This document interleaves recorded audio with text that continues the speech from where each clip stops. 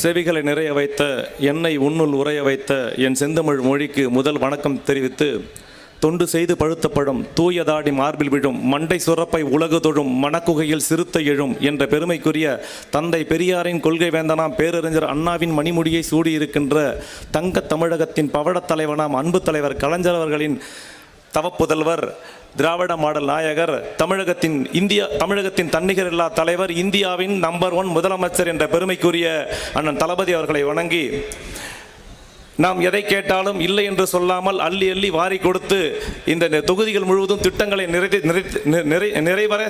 நிறைந்த முறையில் நிறைவேற்றி தந்த மாவட்ட பொறுப்பு அமைச்சர் ஐயா ஏவவேலு அவர்களுக்கும், கள்ளக்குறிச்சியின் கலங்கரை வழக்கம் ரிஷிவந்தியத்தின் நிரந்தர சட்டமன்ற உறுப்பினர், தமிழகத்தின் ஈடு இணையில்லாத சட்டமன்ற உறுப்பினர், ரிஷிவந்தியத்தின் வரலாறு அண்ணன் வள்ளல் வசந்தம் கார்த்திகேயன் அவர்களை வணங்கி, எனக்கு பின்ன இங்கு வருகை தந்திருக்கின்ற உரையாற்றுகின்ற அனைத்து நல்லுள்ளங்களுக்கும், அண்ணன் பெருமாள் அண்ணன் யாரையெல்லாம் வர வேண்டும் வருக வருக வருக என்று வரவேற்றாரோ அவரையெல்லாம் நானும் வருக வருக என்று வரவேற்றதாக எண்ணி நீங்கள் எனக்கு வாய்ப்பளித்து 2 செய்தியை மட்டும் பதிவு செய்து நான் விடைபெறுகிறான் என்று நினைக்கிறேன்.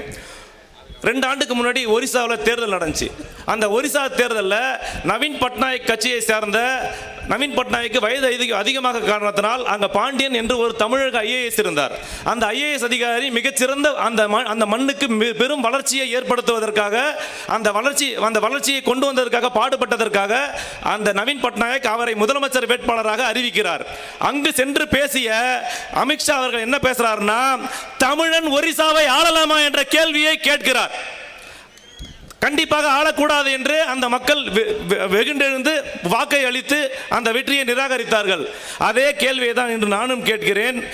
அதாவது எடப்பாடி பழனிசாமி வழியாக, அதிமுக வழியாக ஒரு குஜராத்தை சேர்ந்த இந்த ஹோம் மினிஸ்டராக இருக்கிற அவர் இந்த நாட்டை ஆள முடியுமா? அமித்ஷா இந்த நாட்டை ஆள முடியுமா? குஜராத்தை சேர்ந்த மோடி இந்த நாட்டை ஆள முடியுமா?